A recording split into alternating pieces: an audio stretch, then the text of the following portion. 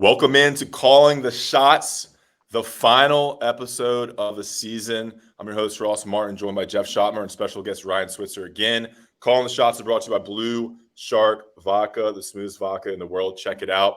The Tar Heels fall to Clemson 39-10 in Charlotte in the ACC Championship game and move to 9-4 on the season. They will play Oregon in the Holiday Bowl in San Diego on December 28th. What's up, Jeff? How are you? What's up, Ross? Happy Monday. That's Switz, right. what's up, brother? Big dog. What's going on? What's up, fellas? Yep. I want to welcome on Switz here. We got a lot to talk about. We're going to go, a little bit on Clemson and the ACC Championship game. Jeff and Ryan will both there. And then we'll go a little bit broader on, state of the program, a little transfer portal, and just kind of go from there and see where it takes us. Jeff, let's start with you. Your major takeaways from the ACC Championship game and what happened with UNC kind of falling apart there in the second half to Clemson. Yeah, the first thing I want to say, and I was at the game, and the atmosphere was awesome. I played in the 2015 game, and it was probably 70-30 Clemson fans to Carolina fans. But I thought, Carolina fans showed up and showed out, early on. And I was excited to see. The biggest disappointment for me in the game was we didn't make it competitive. Yes, we were competitive in the first quarter, first half, and a little bit going into the second half. But, I want to be in a game where it's a one-possession game in the fourth quarter to either win the game or maybe they make a play to beat us. And that was the biggest disappointment for me is we lose by 29 points. We don't ever make it competitive in the second half. Obviously, we'll get to why. But that was the most frustrating thing for me and how we've gone this season is we've shown flashes. I think this game was just a representation of our season. We come out hot, we're up 7-0, we have rhythm, and then we fall flat on our face. And that's kind of how our season was. We started out hot, and then we declined, and we kind of plateaued as the season went. And, this game was a perfect representation of our season. Did the crowd look about 50-50 or 55-45? What'd y'all think? I think so. Yeah, I was on the Carolina side. They Jeff said it right. They came out, like Carolina fans came out. Like I was super impressed with the showing, and I thought they held their own in terms of noise and everything with Clemson at least. Yeah. So Ryan, what were your initial thoughts on the game, kind of from a broad perspective? Man, I came into that game with just so much excitement. Like I felt like as a fan, like for the first time, like I had being a fan, I was able to kind of just put the last 2 weeks behind me, just from a fan standpoint. Just like, okay, we're not playing our best ball right now. Lost to Georgia Tech, lost to State, but you get into that atmosphere, and all of a sudden you have hope again. Like you kind of forget how the team has been trending and playing, and you get into that atmosphere and you have hope. And I was just disappointed, man. I was just disappointed at kind of how we responded to some of the adversity that hit us in the game. I think Clemson just kind of sucked the life out of us. And like I said, we had not been playing our best ball. It's kind of the opposite, of what you want. You want to be playing your best football in November. You want to be peaking, and we weren't. I thought we could overcome that, especially with how we started the game. Going down and scoring, getting 2 stops. Granted, it wasn't against Cade, but getting 2 stops defensively. But ultimately, the things that have hurt us all year, hurt us again. Turnovers, red zone offense, and special teams. And we just couldn't overcome that against a good team. Yeah, I definitely want to get into red zone offense with both of y'all. From my perspective, we limped into this game, 2 losses to Georgia Tech, NC State. Those are the ones that you would think that UNC would have won, come in 11-1 to the championship game. Look, UNC was a dog in this game, 7.5, 8-point dog. So, the odds were against UNC to win it. But just to not really compete in the second half, yeah. And by the fourth quarter, it was over. I think it really came down to those turnovers. You turn the ball over, the fumble with Amari and Hampton and Drake May on the 20-yard line, and they go and score. And I thought the biggest play of the game was the pick six. You're in the red zone, you're on the 5-yard line. I think it was 3rd and 5 on the 5, 3rd and goal, and then. A weird play, a real weird pass, trying to hit John Copenhaver, and then the other guy intercepts it and takes it 98 yards for a score. And that was a 14-point swing. And that from that point on, they didn't score again. So let's get into red zone offense. Switz, it's been really bad the last 3 games. I've written about it. I wrote about it after the game in Charlotte. Like, have you seen anything that stood out about what the play calling is, or what Drake's doing, or how they've approached it? And I think another perspective is, the book's out on Drake and Longo now. They've seen 10 games of this combination. So are the defenses doing things differently that's limiting what UNC can do? Well, here's the thing: the red zone. I think more of our struggles have really been in the score zone. When you go 10 and in that red zone, once you get to the 20, obviously the field starts to shrink. But when you get into that score zone, that really fringe goal line area, that's when you have to have a heightened sense of urgency. The windows are smaller. The timing has got to be almost perfect, and the execution has got to be where it needs to be, and it hasn't been. I think, specifically in the ACC Championship game, I thought in our trips to the red zone, it didn't look like Drake was all that comfortable in the pocket, to be honest with you. I thought there were times when Clemson was getting pressure, but not enough for him to. I think he kind of aborted the pocket a little bit early. There was a play to Twan in the end zone. I think it was a competitive catch, and I think if anybody were to ask Antoine, he knows, hey, I got to come up with that football. That's an NFL catch. That's a glance route receiver or DB on your back. That's a play that we should have scored on. But I just think overall our execution down in that score zone area wasn't enough all season. And that's where as a quarterback, and OC, I think that's one of the things that they're going to be able to go back on during the off season and really kind of study and really scout and see, what went wrong. But I think, from watching in that ACC Championship game, we were flushing the pocket a little early. There was obviously the Twan play in the end zone that we should have had, but it is so. Shot knows when you get into that situation in the score zone, when a defense can play quarters, or they can play, man coverage and bracket your best guys. There's not many things, and you're not winning the line of scrimmage, and you can't run it. There's not many things, that leave you with options. So, but that was our Achilles heel all year, man, and it really bit us in the butt, Saturday. Yeah, Jeff, go get in here. I mean, they've been good all season, I thought, up until Georgia Tech and State. I mean, if you look at the numbers, they're like perfect in the red zone in 5 games. Jeff, what was the issue from your perspective? I mean, if you look at the first red zone drive we had on the touchdown run Drake had, it was a great scheme, right? We got Drake running a split zone arc. He pulls the ball. He's out on the edge using his athleticism, to try to, outrun the defense. And we scored on the first one. So, I was like, great play call by Longo, great execution. And then the rest of the game, we didn't do anything to challenge Clemson from a defensive perspective. Like we just stayed in our traditional 3x1, 2x2 normal spacing sets. I was watching the Chiefs game yesterday and the Chiefs Bengals, and in the red zone, right, they're getting in these condensed sets to make rub routes because it's so, Clemson's playing man down there occasionally when they were, and we're doing nothing to cause panic from their secondary. And, Switz will tell you, like, you have to get into condensed sets and make the defense make their coverage checks. You have to make them communicate. Like, you have to make them nervous in the back end. You get in these bunch sets or these squeeze sets with a lot of teams nowadays they're doing a ton of pre-snap motion to kind of cause confusion in the back end. That's a great point, Jeff. It's a great point. And here's the issue that I had. We did some of that stuff in the normal field of play from the 20s.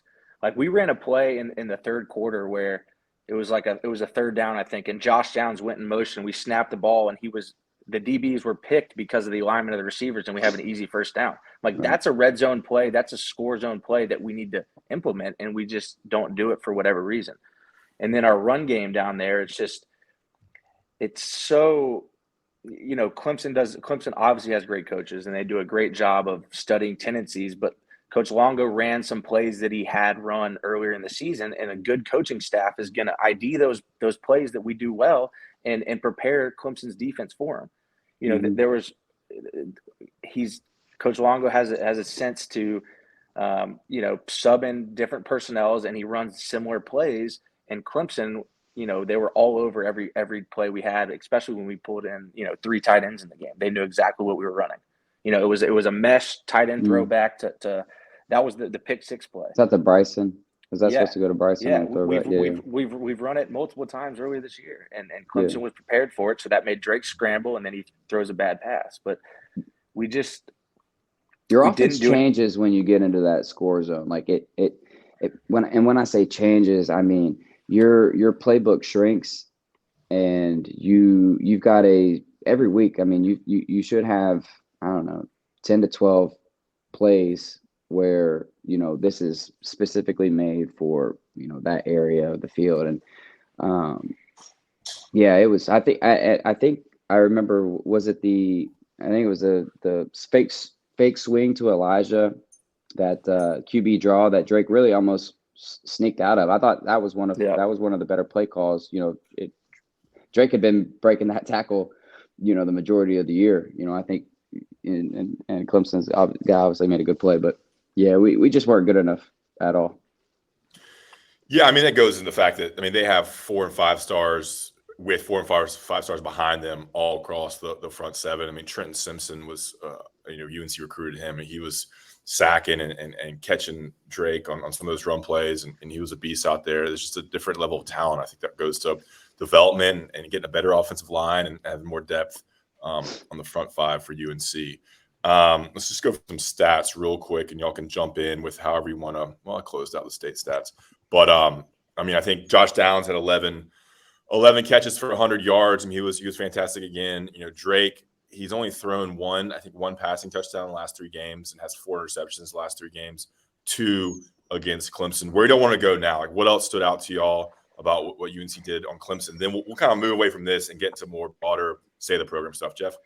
Yeah, if you're just objectively watching the first half, our offense moved the ball as good as Clemson's offense did when Cade came in the game, right? It was just the issue that we couldn't put the ball in the end zone, right? We were running the ball well. Like our O-line was getting pushed on their D-line. I think that what changed in the game was Clemson all of a sudden said, F it, we're just going to pressure Drake because that's when he's had issues. And they brought more guys than we could block at times, and it didn't allow Drake to, you know, make his plays with his legs, and he was pressured in his face, and that's where Drake has struggled the last couple of weeks is with pressure in his face, not with a clean pocket where he can navigate and you know, see the field. But you know, it wasn't we were out physical in the first half by any mean. You know, we looked just as competitive as they did. Our skill players were making plays. We were running the ball a little bit. You know, our receivers were making plays on their DBs. But, you know, in the situational football that really mattered from both sides of our team, it was our offense situationally couldn't score in the red zone. Our defense couldn't keep them out of the end zone in the red zone. And then our special teams didn't execute. So in 3 phases, all situational football, we just didn't get it done. So – yeah, the missed field goal in the red zone. I mean, you just look at the stats here. Total yards, 386 for UNC, 385 to Clemson. You're right, Jeff. UNC moved the ball very well. Time possession. At one point, UNC doubled up Clemson on time possession because Clemson scored off of the quick drive after the fumble in the red zone, and then the pick 6, which they had the ball, 5 seconds on that. It was 35 minutes to 24 minutes or 25 minutes for Clemson there. So you're right. UNC moved the ball. They controlled the time possession. They were 9 for 16 on third downs. You'll take that, right? That's pretty good. 9 for 16. Are you? Yeah. I mean, against Clemson, you'll take that. That's over half. I felt like it was some of the timely plays that Clemson made. We didn't. I mean, it kind of reminded me of the Notre Dame game a little bit. You know, when we started off the way that we did, and that, you know, Clemson goes down and scores. And they go up 14-7. Obviously, then we fumble the ball, needing to go down and put 7 on the board, and they go up 21-7, missed field goal. I mean, it kind of reminded me of how that game went. I didn't feel at any point during the game like we from an offensive standpoint, like we were in trouble. Like I didn't feel like we couldn't go down, move the football when when I kind of got, sitting up in the stands, when I kind of got biting my nails a little bit, was when that field started shrinking, when we started getting down there. But I thought the timely plays Clemson just made. I mean, special teams win you games. Obviously, the pick six. So yeah, it's red zone struggles and it's turnovers and untimely turnovers that led to points for Clemson. Was huge there, and then you go down 32-10. It could have been 7. That was a big thing. It could have been 24-17, a one-score game if UNC scored there, and instead it's 32-10. I don't know why they went for 2 there. Clemson went for 2. I don't understand the math there, but they did. Maybe trying to impress the playoff committee or something. Okay, anything else on Clemson? A missed opportunity again. Good to get there. 9 wins, but it's definitely disappointing into the season there with 3 I'm curious losses. from a Clemson standpoint, man. I tweeted it, man. I'm curious why they didn't make that move. Maybe a week sooner. Like it's hard. You could argue that the South Carolina game might have been a bigger game for them. With everything that they had on the line. So that was curious.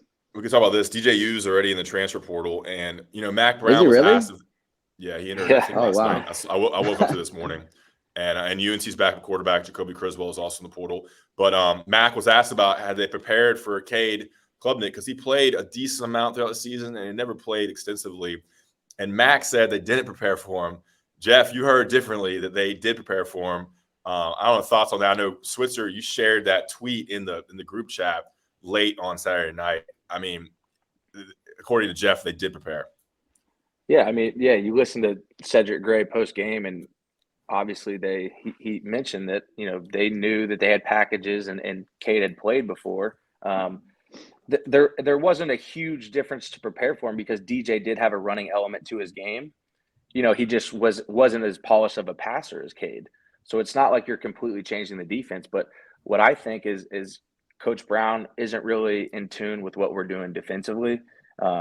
I think if you ask Chizik, was he interviewed after the game? Do you know if he was interviewed? UNC never makes the coordinators available. I wish. Okay. Well, I mean, if Cedric Gray, our starting linebacker, says that we prepared for him, then that's the guy I trust the most on the defense. So he knows exactly what we're doing. So that's why I thought it was a little quirky. Is if our starting linebacker says we prepared for him, but our head coach doesn't, there's a disconnect somewhere, and that's not good. Whether he's not doing anything with the defense, he's just kind of overseeing the team. Then, but maybe he misspoke. But if the linebacker says we prepared for him and the head coach doesn't, then there's a disconnect that's not good. Yeah, and Cade was great. I mean, obviously he's gonna be good. Clemson there. Yeah, he was sharp. I mean, I think his first drive he was like 5 for 5 or 6 for 6, and then led them a couple of scores there. All right, we'll move on to kind of stay of the program. Maybe some transfer talk first. We'll talk about Blue Shark Vodka, smoothest vodka in the world. They've been sponsoring this show and Inside Carolina podcast for 2 years now. I want to thank Connor Barth and the people in Wrightsville Beach for sponsoring Inside Carolina, an independent company, the sports and independent podcast and media company. Blue Shark Vodka, smoothest vodka in the world, made from sweet Carolina corn, super smooth, accessible price point, and available in all 100 North Carolina counties. Check it out for the holidays. Blue Shark Vodka. I want to give a quick shout out to Roback. They sent me some gear. Roback, we helped out with some Armando's NIL stuff. I did at least, and they sent me a bunch of gear. So I'm rocking my new Roback hoodie, some good activewear gear there. All right. I'm an extra large, Ross. I need a pullover. Yeah, I'm an extra large in shirts, but I needed bigger joggers.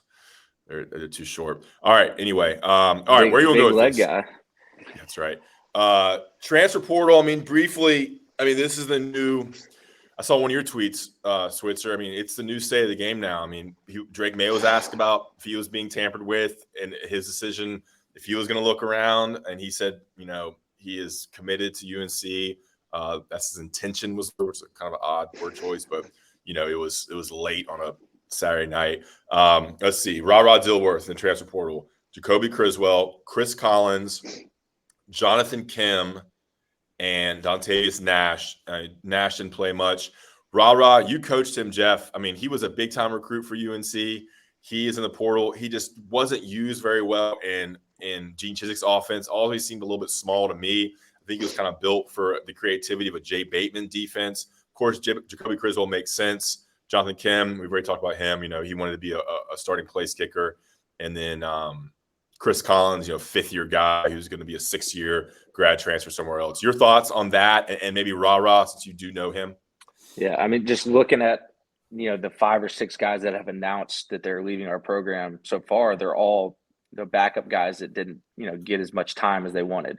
So I think that's kind of the nature you're seeing in college football now. Is yes, you are seeing some starters that transfer maybe to go to bigger levels, but the majority of these guys, they were used as backups and played sparingly. So they think the grass is greener and they think they can go to another program and just play right away. Which, like I'll speak on Ra is one of the most talented athletic-wise linebackers I've been around, just in terms of his speed and his quickness, his lateral ability. I mean, it's in the 1% of the linebackers that play college football. The things that make a really good linebacker, though, are the ability to tackle, ability to diagnose, toughness, instincts, and maybe that's where he was lacking. I don't think a coach is going to – like you watch Power Echols and Cedric Gray. First of all, they were both all ACC. One was first team, one was honorable mention.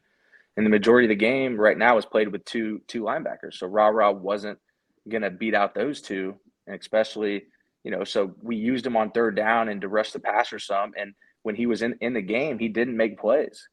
Like, think back to the season. Was there one, maybe he had a sack, but he played in all 12 games. There wasn't a game where you're like, damn, like Ra looked really good.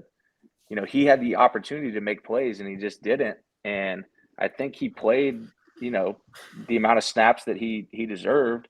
I wish him the best. He's a great kid, but like, he's got to develop his body more.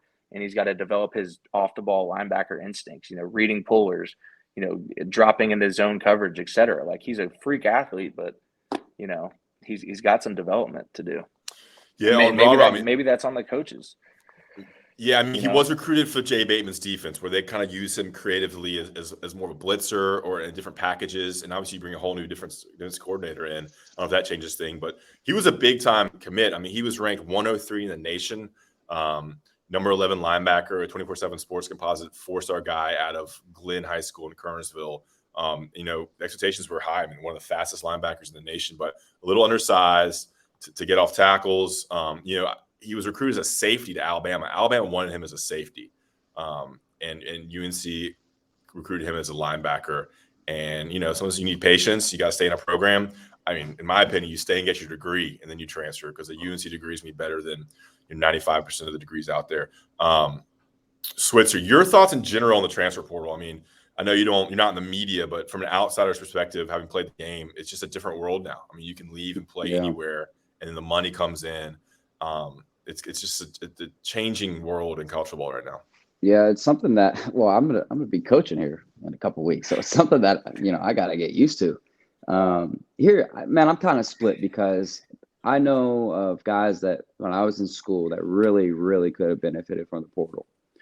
I know I had teammates who committed to a coaching staff, or committed to a certain coach, or committed to a system, and a year's time that coach leaves, or that coach doesn't quite keep not their promises, but kind of stay true to what they've told this player. And next thing you know, that player's kind of stuck. He's got other guys in the room that coach has brought in, or that new coach has brought in. The system has changed, and they can't leave because you lose that year of eligibility, and it's kind of an unknown of what's going to happen taking a year off and sitting out. So from that standpoint, man, I am a believer in the portal. And but then you got, on the other hand, you got kids who jump ship midseason. You got kids who one thing, Switz, they can't enter until today. It's a little bit different than it was last year. Last year, UNC had players leave like midseason. Okay, yeah. I've seen things, right, but I've seen things on. They may not enter the portal, but I've seen things around the country. Kids saying my intentions are to transfer. Like, they've left the team. That's kind of where I meant. Yeah, Jonathan Kim this season did that. And so, I think, you've got you've got legit twos leaving, who may not be running, but not realizing, they're an opportunity away, they're an injury away. Like it's crazy to me, man. And I think a lot of this nowadays falls on the parents. And what I mean by that is these kids, they're just that, they're kids, right? And I'm sure that there was plenty of times when I was in school where I was like, you know what, if I could leave, I'm leaving. Like things aren't going my way, at this particular moment, or I don't see the bigger picture. I don't see what could be, and I'm leaving. And had that happened to me, it would have been one of the worst decisions I could have ever made, especially with how things shook out for me at UNC. So I think a lot of this, especially nowadays, falls on, parental guidance, like, talking to these kids and, kind of laying out that bigger picture. But again, I'm torn because, it is good. I believe that, players that are in bad situations should have every opportunity to go and explore other options. And then I think on the flip side of it, you've got kids who prematurely jump ship and leave. What I saw something on Twitter the other day. I think it was like, what was it, like 60% of the portal athletes like don't find a home or something like that? Yeah, I mean, there's numbers out there. I think every year it's a little different, but yeah, around 65 to 60% don't end up anywhere. So they. I mean, I don't know. I was talking to Gabby about it last night. Like, I don't know how you regulate. I don't think you can regulate the portal to where it's only used for the kids who really need it. Like, who's in charge of who would be in charge of saying like, no, you need to stay, or you know what I mean? So I don't. Again, I'm entering this world here in a couple of weeks, man. So, where are you going? Where are you going, Switzer? I don't know, man. I don't know. I'm Switz, going where the best good opportunity is. Good luck. Good luck. Man, I'm taking the bull by the horns, man. I'm ready. But no, it's a wild. I mean, I heard Drake say he wasn't taking any in-person meetings, and my head was just like, this is free agency, man. This is nuts. They all have agents who coordinate this. But you can't, even at the next level, like you can't poach kids, like you can't poach players, like you can't. I mean, that's a hefty fine. That's a loss of draft picks. You know what I mean? You can't go and talk to another player at an organization like during the season. It happens all year. It happens everywhere. I mean, it happened with Josh Downs last year. It's it's nuts, man. It's nuts. They got to do. The NCAA's got to do something about it. They won't. Jeff, but they have to. Jeff, what do you think about the transfer portal in general? And we'll get out of here with some team talk, general state of the program stuff. No, I think it's necessary, but there's just so much gray area involved that, if you look at the total success stories in the transfer portal, I'd say maybe it's 10% out of total transfers end up being successful for both parties.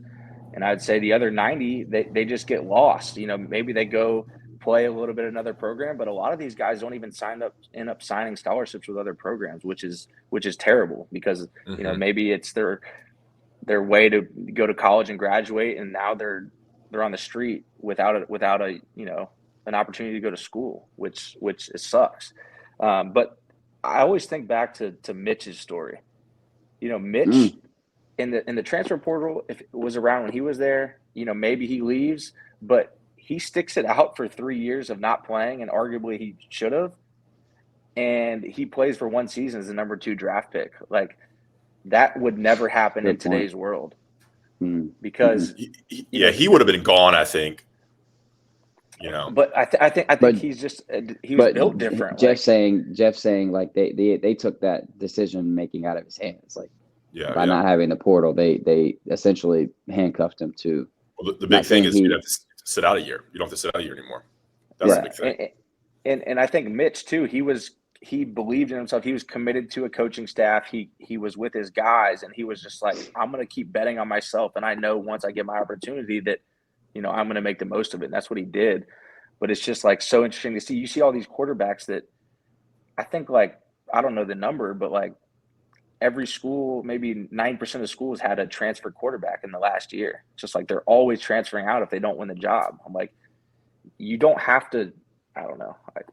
I don't know the right way to.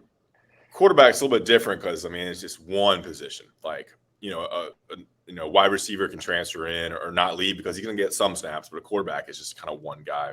It's UNC's playing Bo Nix in the bowl game, and he's a transfer from Auburn who had a great year at Oregon this year. So it's happening everywhere. The Boston College quarterbacks transferring, the Virginia quarterbacks transferring, the Notre Dame quarterback is transferring. Those are three kind of. I mean, I know that Notre Dame's not ACC, but two ACC guys that are leaving. Interesting track. So yeah, stay locked into Inside Carolina. We're following. We have a tracker up on the board right now.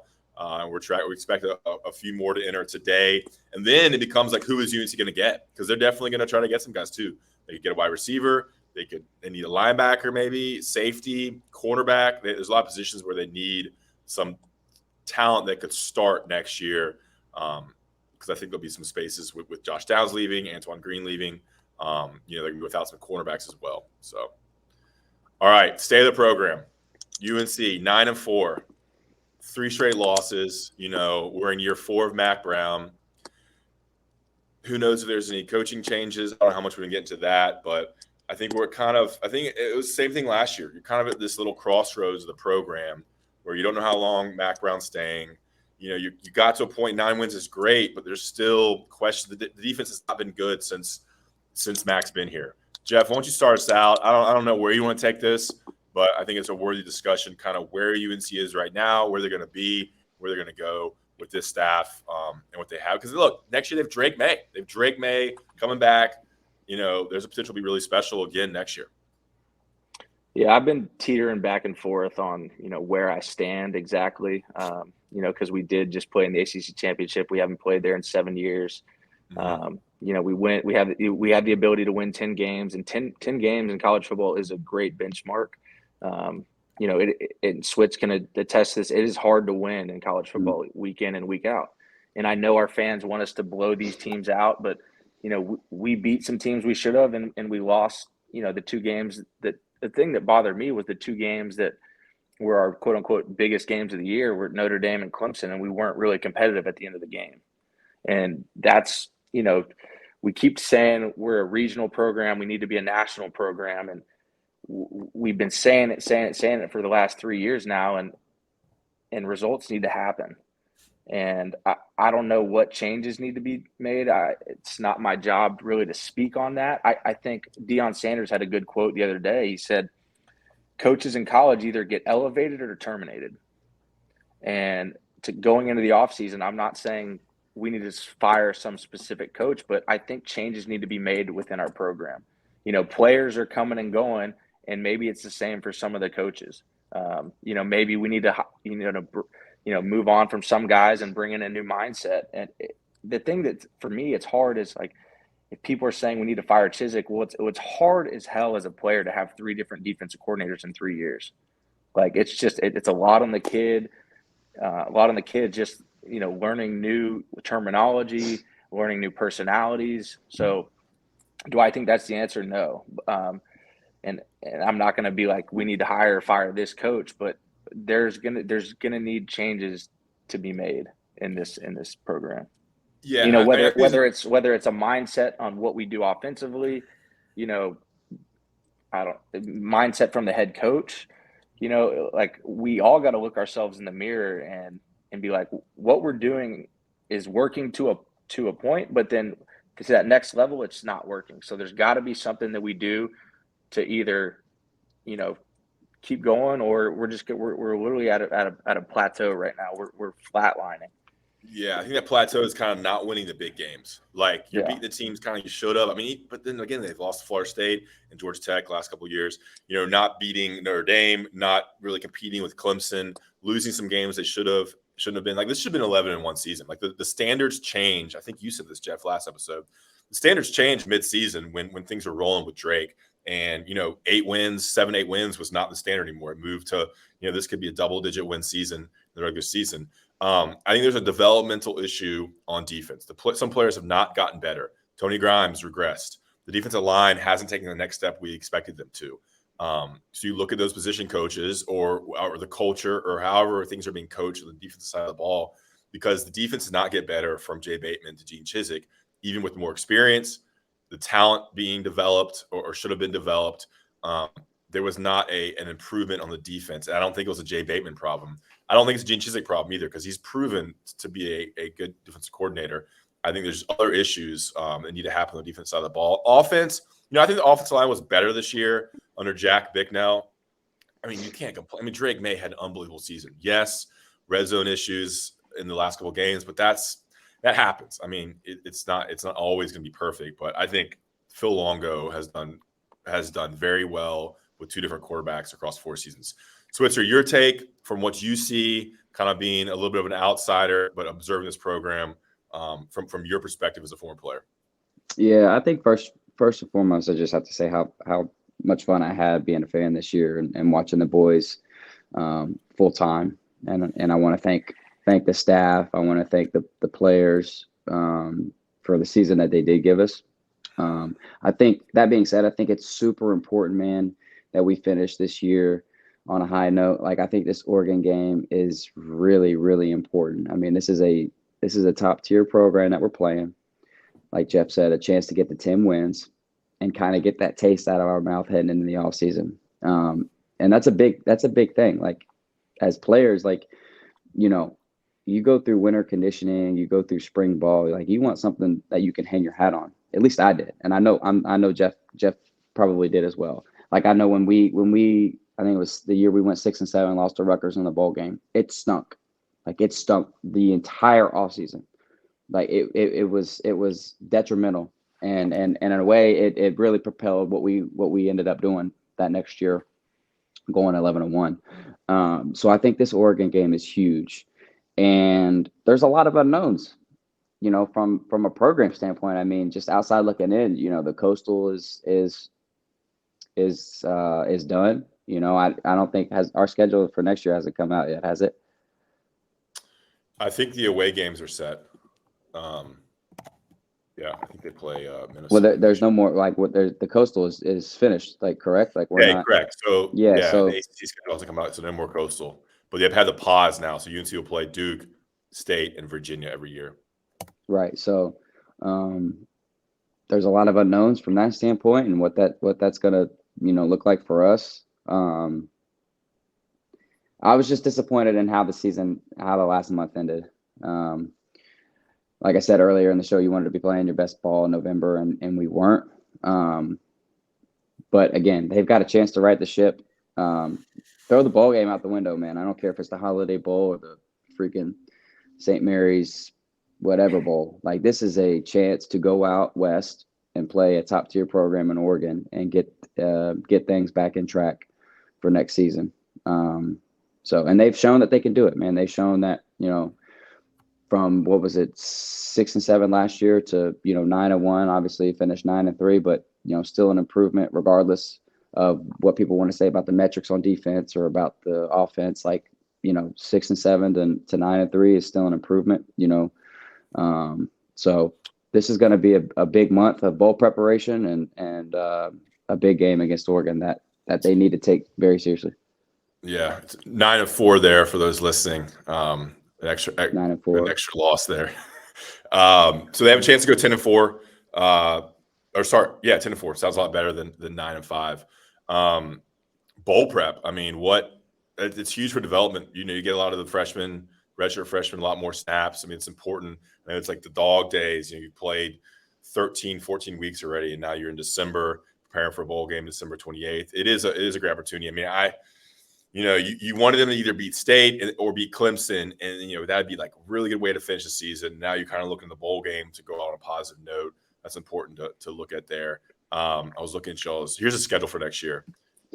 South Carolina in Bank of America to open the season. September 2nd, that's Labor Day weekend. South Carolina, then App State at home. So the third match with the Mountaineers. Then Minnesota at home. I'm not sure how many times UNC's played Minnesota. Then they have Campbell on the schedule in November, and the ACC slate. The dates are not set, but it's Georgia Tech, it's NC State, Duke, Miami, Syracuse, Virginia, Clemson at Clemson. It's a big one. And then at Pitt as well. And they play State and Georgia Tech on the road. So that's your slate for next season. That's no cakewalk. Yeah. Clemson's tough, and App's tough. South Carolina's gonna be tough. They're rolling. Minnesota is a Power 5 matchup there. I was just looking at some of y'all's uniforms. I always crack up looking at y'all's uniforms when y'all wore the black trim in the bowl game. Ugly.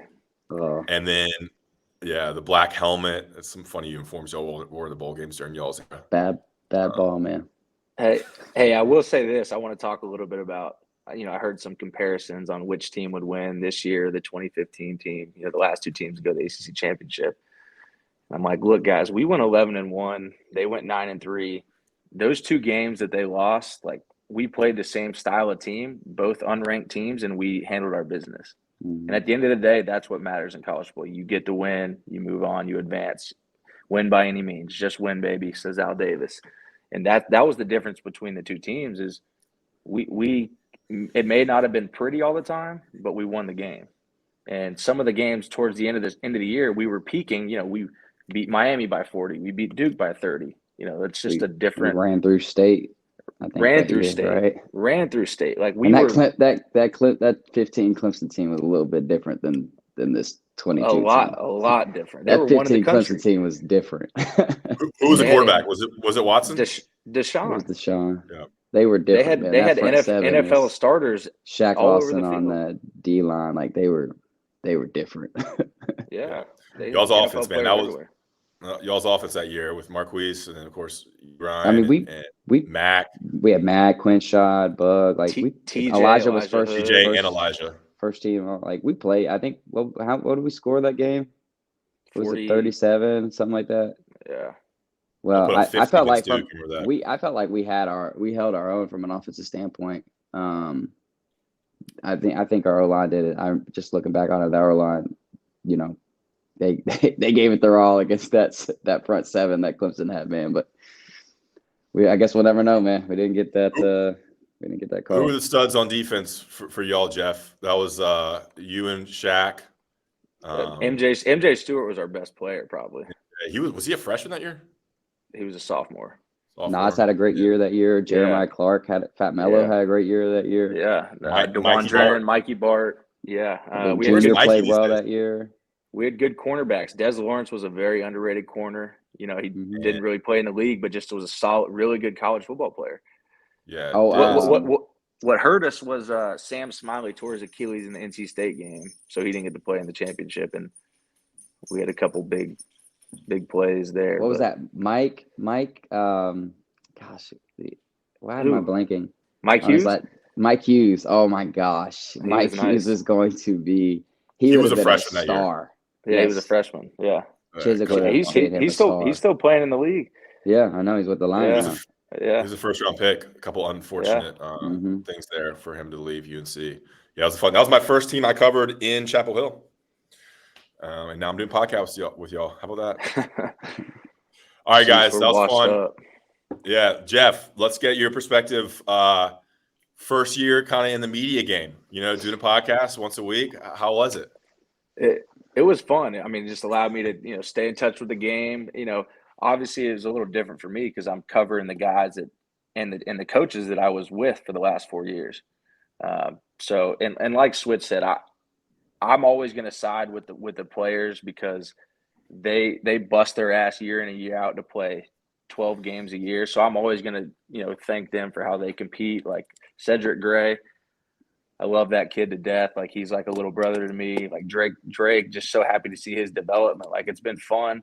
Obviously we didn't finish the season how we wanted, but it was fun to, be able to speak about them, just kind of stay in football. Cause I feel like I can provide some knowledge and a little insight that most people don't have because I've been on both sides of the, playing and coaching and now, being able to speak about it. But, look forward to bigger and better things, Ross. Yeah, it was. I think people really appreciate your perspective. I think you did a good job balancing because you know these guys. It's hard to call out coaches and players that and it's a tough thing to balance. I think you did a good job with that. Being direct and honest when you needed to be, and towing that line. Switzer, we appreciate you coming on. Thanks, Blue Shark Vodka. Switzer's a 2-time guest now. Appreciate Blue Shark Vodka for sponsoring this show. Calling the Shots, our last episode. We appreciate all y'all listening on YouTube and on the podcast feed, guys. We'll see you.